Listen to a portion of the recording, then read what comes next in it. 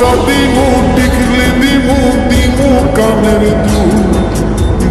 Guys, এই ধরনের status ভিডিওগুলো কিন্তু বর্তমান সময় অনেক ভাইরাল।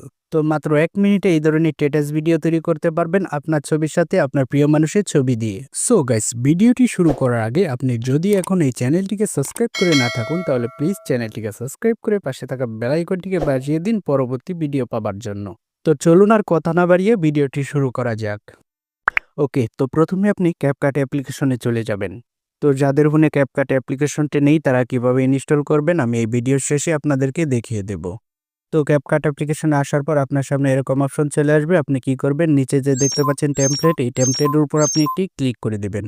তো টেমপ্লেট অপশনের উপর ক্লিক করার সাথে সাথে আপনার সামনে এরকম শত শত স্ট্যাটাস ভিডিও চলে আসবে। তো আপনি কি করবেন, আপনি সবার উপরে দেখেন একটি সার্চ বার দেখতে পাচ্ছেন, এই সার্চ বারের উপরে একটি ক্লিক করে দেবেন। তো ক্লিক করার পর আপনি এখানে সার্চ করবেন হচ্ছে এডিট কিং রায়হান।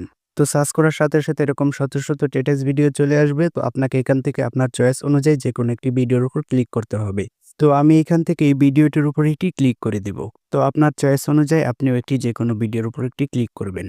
তো ক্লিক করার সাথে সাথে আপনার সামনে এরকম একটি ইন্টারফেস চলে আসবে। তো আপনি কি করবেন, এখানে যে দেখতে পাচ্ছেন ইউজ টেমপ্লেট, এই ইউজ টেমপ্লেটের উপর একটি ক্লিক করে দিবেন। তো ক্লিক করার সাথে সাথে আপনার সামনে এরকম অপশন চলে আসবে। আপনি কি করবেন, সবার উপরে যে দেখতে পাচ্ছেন ফটোস, এই ফটোসের উপর একটি ক্লিক করে দেবেন।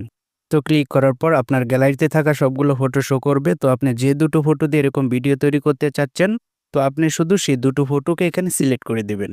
তো আমি দুটো ফটো সিলেক্ট করে দিলাম। তো আপনাদের দুটো ফটো সিলেক্ট করা হয়ে গেলে আপনি এখানে নেক্সটের উপর একটি ক্লিক করে দেবেন। নেক্সটে ক্লিক করার সাথে সাথে আপনার ভিডিওটি আপনারা দেখতে পাবেন অটোমেটিকলি তৈরি হয়ে গিয়েছে।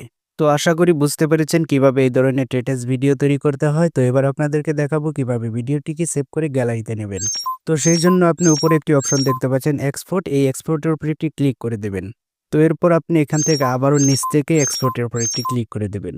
তো ক্লিক করার সাথে সাথে ভিডিওটি সেভ হতে থাকবে। তো 100% হয়ে গেলে ভিডিওটি সেভ হয়ে আপনার ফোনের গ্যালারিতে চলে যাবে।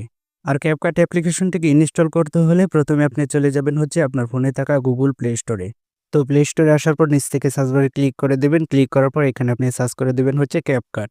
তো সার্চ করার সাথে সাথে ক্যাপকাট অ্যাপ্লিকেশনটি চলে আসবে। আপনারা এই ক্যাপকাট অ্যাপ্লিকেশনটিকে এখান থেকে ইনস্টল করে নেবেন। তো ভিডিও ভালো লাগলে অবশ্যই ভিডিওতে একটি লাইক করে দেবেন।